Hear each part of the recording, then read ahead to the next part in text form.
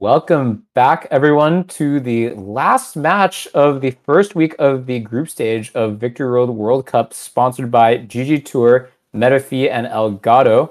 I'm Yuki, and I'm joined here by Steph again, just coming back from the last match. Steph, how are you feeling after watching all these intense matches today?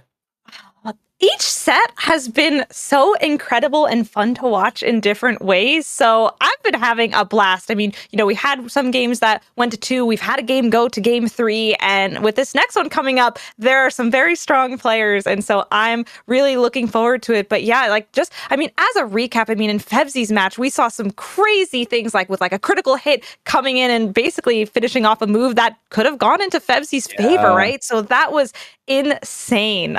So yeah, and then of course with with Norwich's match, it went to a game three, and so really it could have gone either way, right? They're really strong performances from both Devon and Norwich.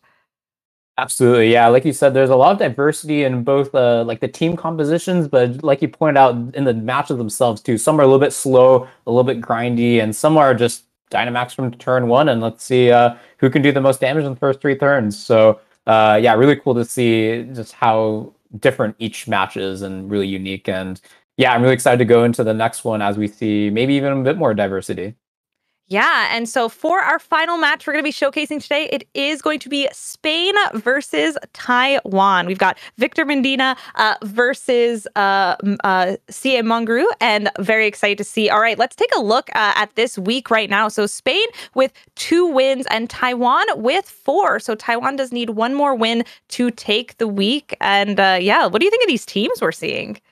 Yeah, I think this is a really, really monumental week for Taiwan. I mean, there's no way for Spain to win this week after giving up 4 sets over to Taiwan. So, being able to have such a commanding lead like this over the reigning champions of World Cup is quite impressive.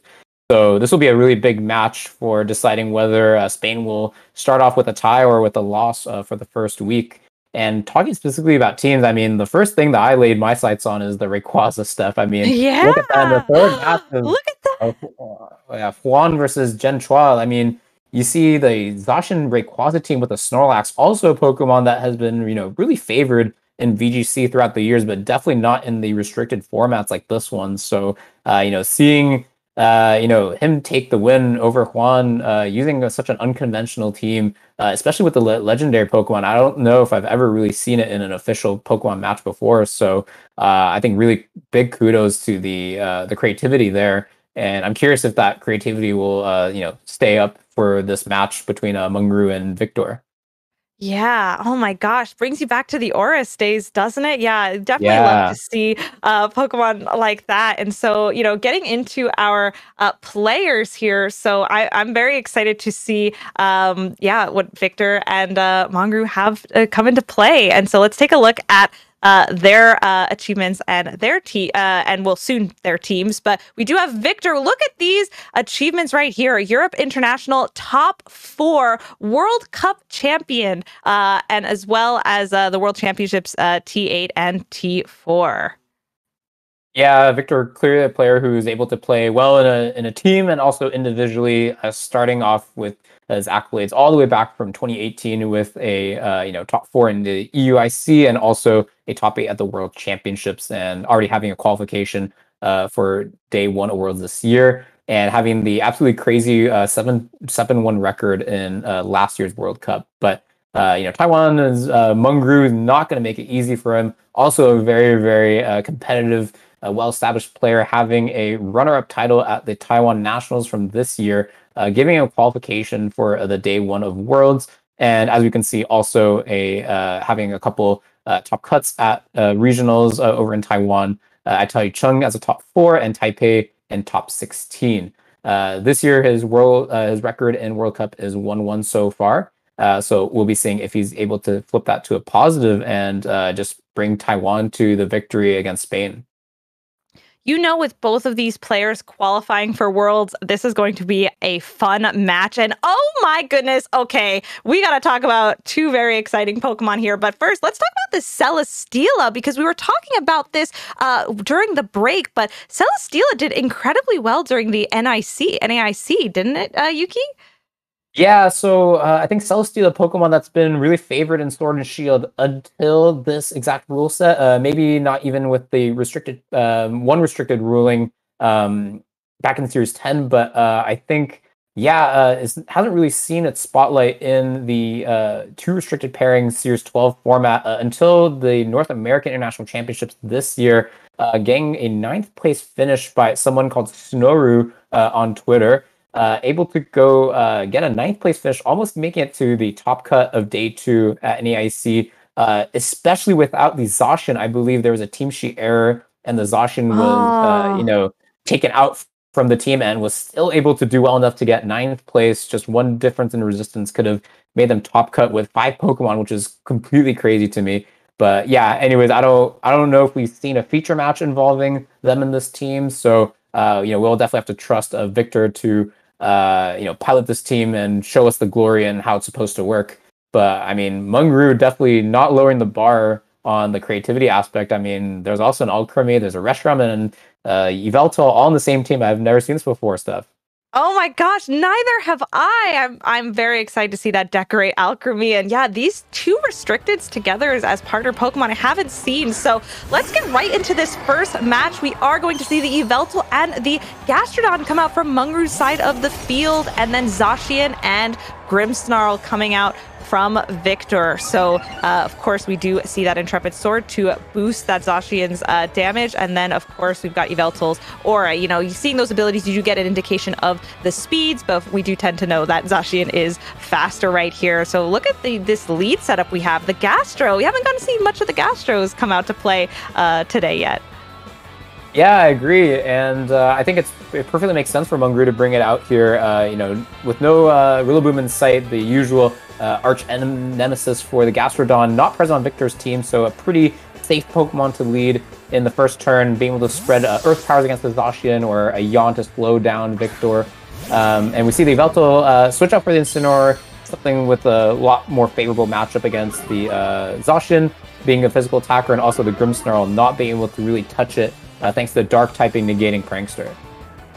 Yeah, and so we are going to see the Grimmsnarl set up some screens right here. A nice solid play to protect. And then Zacian is going to go for that Behemoth Blade. And so first attack going into that Incineroar, not going to do a lot of damage thanks to, Incineroar being an Incineroar, you could say. And then a Yawn coming out from the Gastrodon into the Grimmsnarl. What a support tech.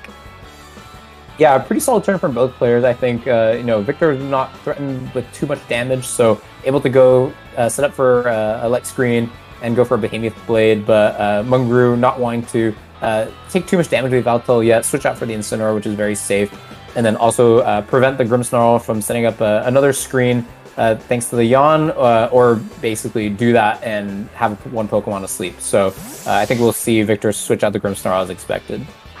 Yeah, and we are going to see Kyogre come out to play, which with that Gastrodon, you have to be very careful because thanks to Gastrodon's ability, it will get boosted from special attacks here. And then we are going to see a Sacred Sword come out onto that Incineroar, do a ton of damage, not enough to secure, and then the parting shot is going to go into that Kyogre. Kyogre does not want to experience that, and we are going to see the pivot. Incineroar goes back to Meng-Ru's team, and someone else from the back is going to come out. We're going to see, is it... we're going to see, is that Yveltal going to come back out to play, or are we going to see who that fourth Pokemon is? Yeah, I think it'd be interesting to see potentially seeing the fourth Pokemon. I don't think Yveltal has that great of a position, staring down the Zacian here. Yeah. But it could quite likely be the Reshiram. I guess we'll see it right now. And yes, it's the Reshiram. I think most teams, sometimes a tactic Victor can go for is, okay, I'm going to give as many boosts to the Gastrodon as I like. And as long as I can pick up the partner Pokemon with the strong water type attacks from Kyogre, but Reshiram, a Pokemon that is notorious to have really high special defense to begin with, but if it has the Assault Vest item that it normally holds, will be able to take Kyogre's attacks really well. So I think Kyogre is in a really uncomfortable spot, and same with the Zacian, being hit by an Earth Power we just saw take about 1/3 of its HP. Yeah. And, the fire attacks and the ground type attacks from Reshiram not looking good. So I think, especially in this current stage, I think Meng-Ru has the advantage on the current board stage, and we'll see how Victor can adapt to become in a little bit more of a favorable spot. Yeah, really have to go down to the wire with, those decisions and make a decision to swap out right here back into Grimmsnarl. So Grimmsnarl, while a bit more passive, does kind of help with that board positioning. And Meng-Ru utilizing that favorable position to go for a Dynamax right here. So we're going to see who it is right now. It is the Reshiram. So Reshiram, despite the rain this turn, does have the option to go to set the sun with a fire move, or, you just do a ton of damage right now to this Kyogre or the Grimmsnarl. And so Kyogre is not going to be... Oh my gosh! Ooh. And that's a freeze! Yep. Oh, but we see a thaw out immediately, so... Look for knots. It was just for the excitement. Okay, we are going to see that Max Quake go into that Grimmsnarl right there, and we are going to see the Spadef boost come out to play, and we are going to see a little bit of chip damage come out as well from what I assume is a Life Orb. And we are going to see an Ice Beam come out into the Grimmsnarl. Not going to do it much, and it's not going to get the freeze this time. No freeze for the show with that Ice Beam right there, but we are starting to see a little bit of the moveset of that Gastrodon. We saw the Yawn, we saw the Earth Power, and now we do see the Ice Beam. So we have seen 3 of those moves, assuming there might be, a Water move or a Scald as that last move on that Gastrodon.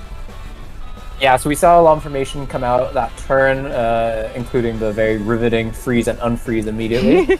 I think Victor's gonna have to really be careful and stall out the max turns coming out from Meng-Ru. I just don't think he really has the composition of team to fight through a Gastrodon and Reshiram. Just the type advantages aren't really working out for him. So I think he's going to have to go for a delayed Dynamax to basically just be able to retaliate and use the bulk and additional attack power coming out from Dynamax to kind of turn around the type advantage. Yeah, and then we are seeing another Max Quake, so that with those Spadef boosts, it is going to make it even harder for that Kyogre to do damage to that Reshiram. And so we are going to see a Spirit Shackle come in to that Reshiram to drop a bit of that special attack right there. And the Kyogre is protected, so not going to take any damage this turn. Yeah, I think, like we just talked about, I think Victor's win condition from here on would be to overpower Meng-Ru after the Dynamax ends, but I think he's doing a really good job of managing the Dynamax attacks to raise the bulk of his Pokemon. So the Max Quake we just saw there, not something particularly effective on Grimmsnarl, but mostly using it for its secondary effect to fend off attacks from a Kyogre coming out from the back. So we'll see if those boosts will be enough for Meng-Ru to survive whatever Dynamax is going to come out from Victor then. Yeah, and so we are going to see one more Max Quake come into this Kyogre. Not going to be enough, but really that's not why you're going for that Max Quake. You really just want to beef up, knowing that that Dynamax is going to come out from Victor later on. You want to beef up this Reshiram as much as you can. So Grimmsnarl is again going to be whittling down the special attack and also its HP of this Reshiram. Reshiram now at a little under half, and a Yawn coming in on that Grimmsnarl, adding that pressure of, do you swap out to avoid that sleep, or do you just take it? So now that Grimmsnarl is on a bit of a timer. Yeah, I agree, and I think it might not be as straightforward for Victor to switch out the Grimmsnarl here. I think the only Pokemon in the back for Victor now is the Zacian that we saw, and probably the Dynamax candidate of choice for this game for Victor. So if Meng-Ru doubles into that slot, that Zacian will either get KO'd or the Dynamax Pokemon, candidate Pokemon, will take a lot of damage. So depending on how Victor is strategizing right now, might actually be worth it for the Grimmsnarl to just be put to sleep instead of taking damage with something in the back. So maybe this is why the Kyogre is switching out, respecting that Meng-Ru probably won't attack that slot because the Kyogre isn't doing too much, and likely the Grimmsnarl will be the one to switch out. Yep, absolutely. So we are seeing that double switch come in. Zacian and Landorus coming in to add a bit more pressure to kind of fix things up. It is a really tough spot for Victor right now. Zacian going to get its attack boost from the Intrepid Sword, and we are going to see a Protect come out from that Reshiram. So gauging what's going to be happening here. And the Landorus is not going to take that move that just got right here. I wasn't able to tell exactly which, but being a flying type, Landorus is able to avoid it.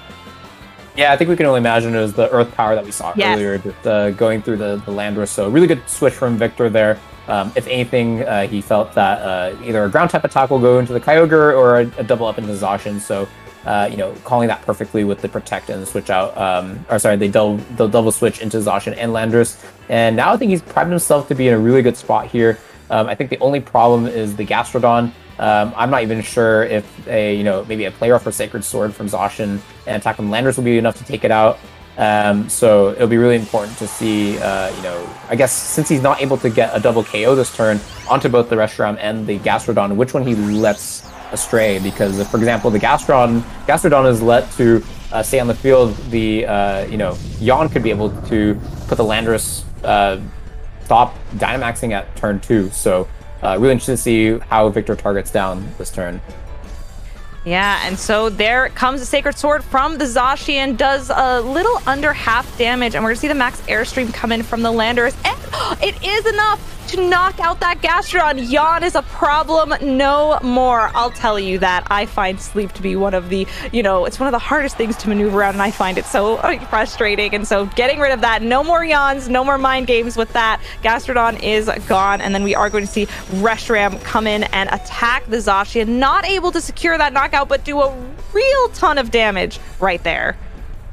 Yeah, I believe that was the blue flare move, which is a little bit inaccurate, has about 85% accuracy, but has a lot of power, and also has a 30% chance to inflict burn. So I think, a little bit of luck coming out on Victor's side for not getting the burn, but also a really good heads-up play on him to go for the knockout on the Gastrodon that turn. Really recognizing that the Reshiram, yes, it has the favorable matchup against the Zacian, but it's really just mostly important for this Landorus to be the win condition over for Victor's side. So really great on him to recognize the win condition and play towards it. Yeah, and while I still feel like this game is close, you got to pay attention to those HP values on Meng-Ru's Pokemon, so despite still having 3 Pokemon, they're not looking too great, and it's going to be really tough. And, recognizing Victor does have that Grimmsnarl on the back who's a bit more passive, so it really is just going to come down to being able to outread your opponent and make the right plays here. Yeah, absolutely, and especially with the speed boost coming out from Victor's side with the max airstreams, nothing on Meng-Ru's side should be able to outspeed Victor's Pokemon, and especially with Dynamax still active, I think it could be quite hard for Meng-Ru to come back from the situation. Yeah. I'm really curious, I guess, what the adaptations might be from his end in the game too. He doesn't have that much speed control options. I think maybe if the Yveltal has a Tailwind, he'll have to find an opportunity to do that. But other than that, there's no real Trick Room reuser. So he'll basically be, having the count on his Gastrodon, the Reshiram, having the, more advantageous position in terms of typing against Victor's team, whether he can conserve the Dynamax until it's absolutely needed, so that something like this doesn't happen in this game where Victor is able to stall out the Dynamax coming from Meng-Ru's end, and despite the max Quake boosts, isn't enough to fend off the Landorus, who is more physically based. Yeah, absolutely. So Victor in a very strong position right here to take this first game, and really, with this Yveltal, you can get potentially a little bit more information, see how much damage things do, but at this point, it really is coming into adapting with game 2. And you know what? I'm really excited at the potential of seeing an Alchemy. Not sure if we're going to see it next game, but I would absolutely love to see it because it is such a really cute Pokemon. And with that, Victor is going to take game 1, bringing us into game 2. Yeah, a really interesting game where we saw at first, how is Victor going to break through the defense? Over on Meng-Ru's side, we see the Reshiram, we see the, Gastrodon with a really pesky Yawn. How's he going to be able to break through it? Well, he just basically found the opportunity where the Gastrodon was, a little bit fragile, a little bit frail to take 2 moves from Pokemon that really weren't, being intimidated or had to reflect up. So, I think the way Meng-Ru will have to adapt for the second game is how do I keep them healthy? How do I make it so that Victor can't just Dynamax on me after I already finished my Dynamax myself, and just kind of get reverse sweeped. So really curious to see how he'll be able to adapt. I think he has the team composition and the playing to do it. So it's all just about execution.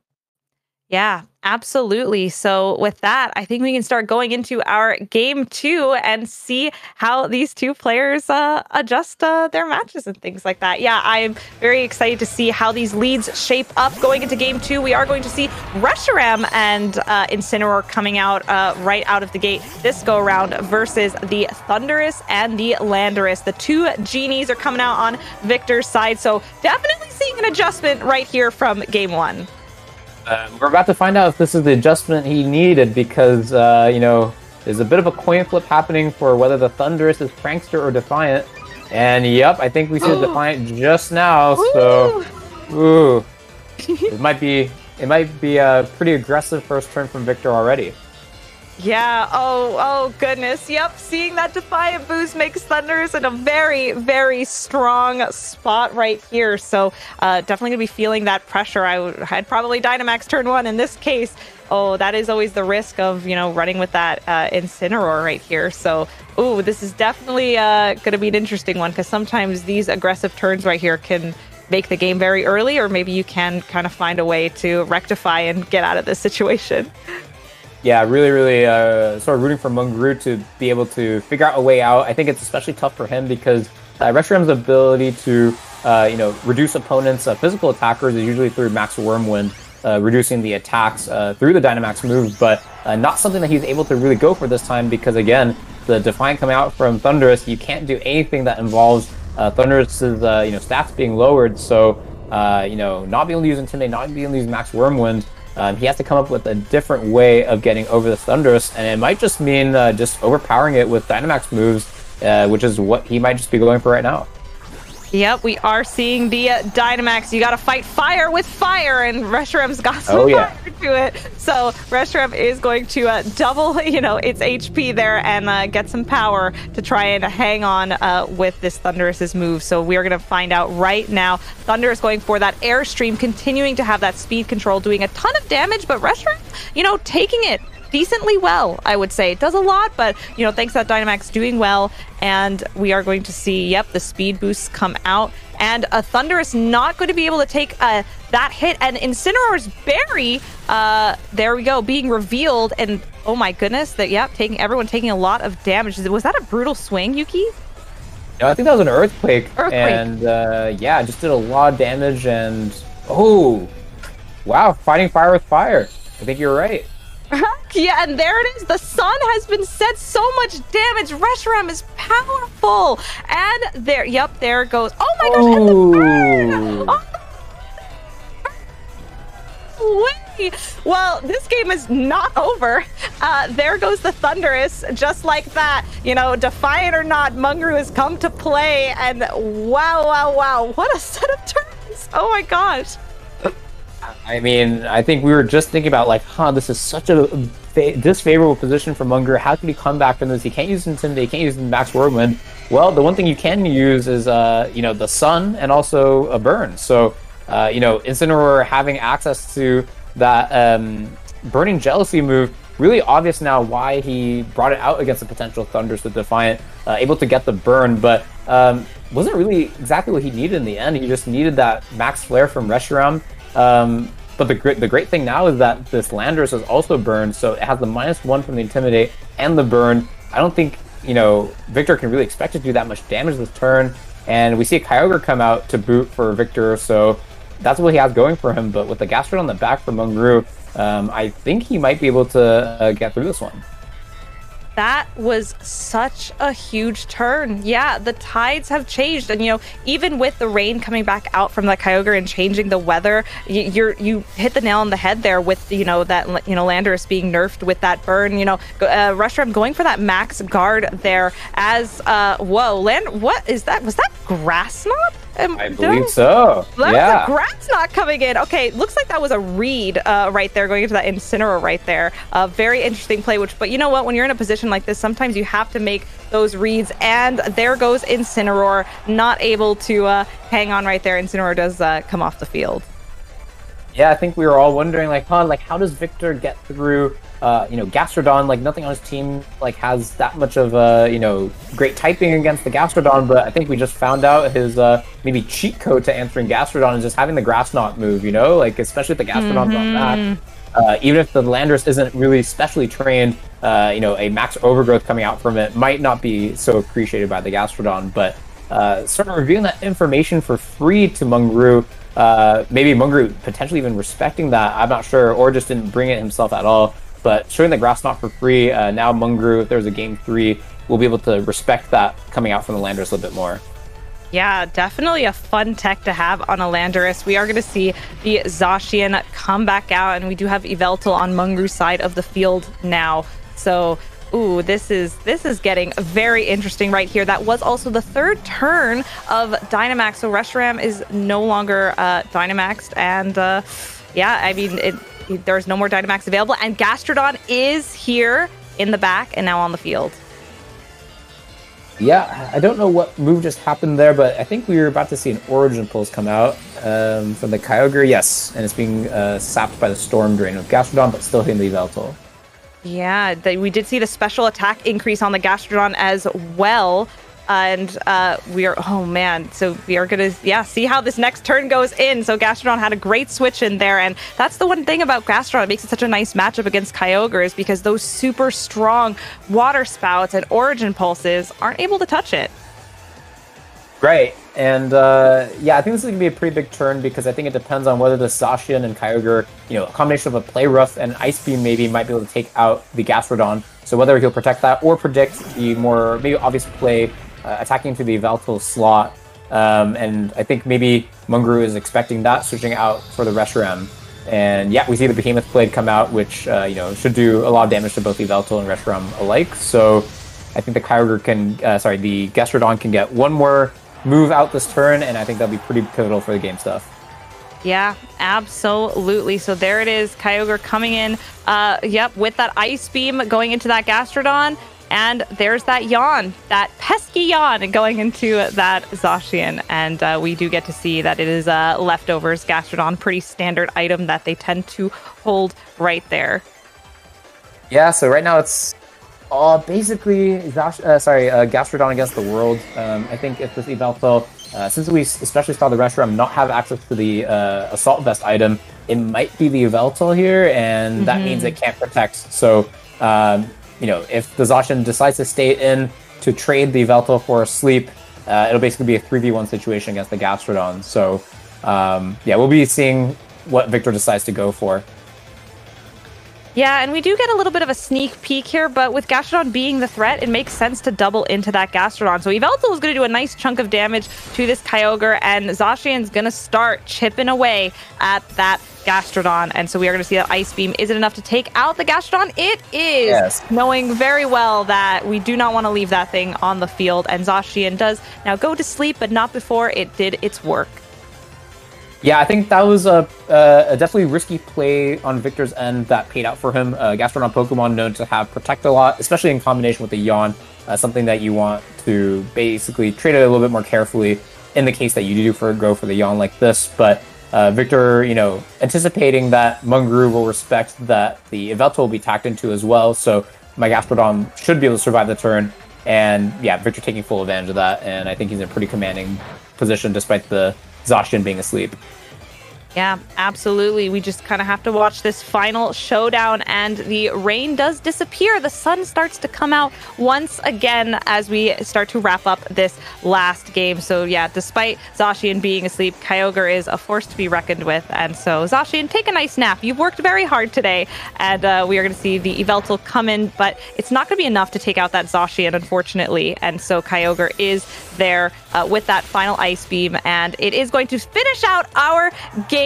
And Victor, congratulations on winning this set. It goes to Spain, but that was quite the match, Yuki. What a well-played set of games. Yeah, I have to say, even though it was like a 2-0 victory over from Victor's end, I think Meng-Ru definitely put up a big fight, especially with this team having to get through the Gastrodon, getting through the Reshiram. Even though I could say Victor whiffed at a point with the Grass Knot, right? He kind of incorrectly read Meng-Ru to bring his own Gastrodon and went there for the Grass Knot into that slot. And it seemed like he kind of just gave that information away for free. And now, Meng-Ru have a lot easier time managing his Gastrodon. But in that one turn where even through the Yawn, went for the Sacred Sword, wait for the Ice Beam into the Gastrodon, taking it out, which was the basically one last obstacle for him to win. I think that was a great turn for Victor, and yeah, made him the winner in this match. I think what really stood out to me is, going back to that really aggressive turn one, when sometimes you see that Defiant activate. I know, just personal anecdote, sometimes it can feel a little hopeless, or it adds so much pressure and panic that, it's a testament to be able to play around that and to, find your ways of, okay, the situation isn't looking great, but there are ways to kind of turn the tide. And so I really think that Meng-Ru did such a good job with that immediate, intense pressure. Some people will forfeit after turn one, seeing something like that, and to really play it out. And we saw such incredible things happen. We really saw Meng-Ru start to take a little bit more board position. Unfortunately, wasn't able to seal the end of the game, but those are the kinds of games that are really inspiring, to just play till the very end and see what happens. So with that, wow, well played to both teams. Like that was a really fun set to watch. I completely agree. And yeah, having those moves like Burning Jealousy, having the diversity in the teams really helps you being able to kind of plan for the unexpected, plan for situations that are a bit unfavorable to you. So yeah, I totally agree with you there. But yeah, I think we can go ahead and just go and kind of recap what happened today. So we first saw the face-off between Germany and Japan. We see Tomoyuki coming out as the victor over Fedzu, going for a little bit more of a stall tactic. And as a result, we have some updated information. We see that Japan has a lead over Germany in 3-2. So, Japan a little bit closer to getting the win over Germany in that what we call the group of death. But we'll see how it continues on to the next. And over here in India versus Thailand, we see a Norwich win over Devon in a 2v1. And I believe that was what you cast with Gabby. Really big back and forth and swings of momentum. And it seems like Thailand and India are tied 4-4 there. So that's like the one team matchup where we kind of know that's a tie for sure. But what about the other matches stuff?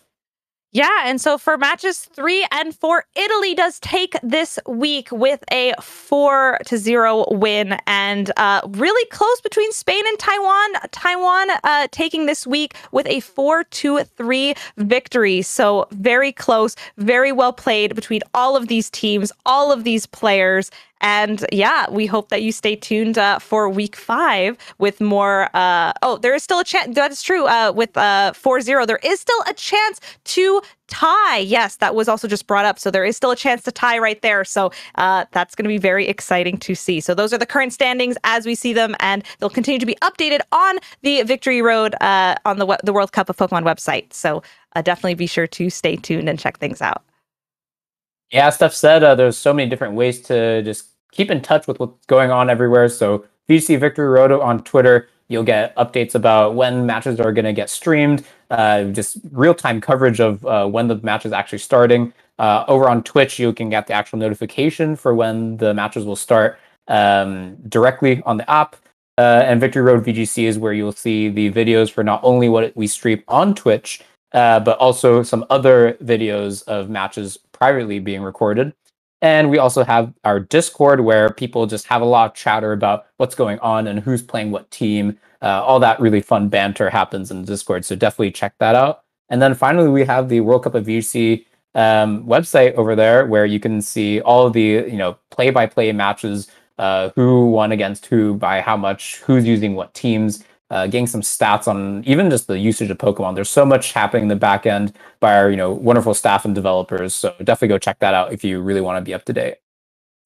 Yeah, absolutely. Also do want to take an opportunity to seriously thank all of the staff and the tournament organizers for Victory Road World Cup of Pokemon, because everyone puts so much work behind the scenes. And I know, especially as casters, we so appreciate everything that's been happening here. So with that, thank you all so much for tuning in for week 4. Don't miss out on week 5. There is still so much World Cup of Pokemon to check out. We have Pokemon Worlds, in less than a month. So these teams that we're seeing in the World Cup, we might end up seeing in August at the Pokemon World Championships as well. So Yuki, any final words? Otherwise, just thank you all so much for joining us. Yeah, no, I just love your point about how this is all kind of leading up to the World Championships. I guess after the World Championships, we'll have World Cup to look forward to still. But right now, this might be kind of the breeding ground for all the different teams and strategies that people are going for. So Really appreciate both like Victory Road for giving us this opportunity, but also our wonderful sponsors, GG Tour, Elgato, Metafi, just being able to give us the resources to bring this content to you all in such high quality. Thanks to everyone again working the back end. I think it's just such a masterpiece that we get to work with. So we'll be back again next week with lots of exciting matches in the second round of the group stage. So definitely don't miss it out. Go check out all the social media pages we introduced you to, and we'll just be right back next weekend.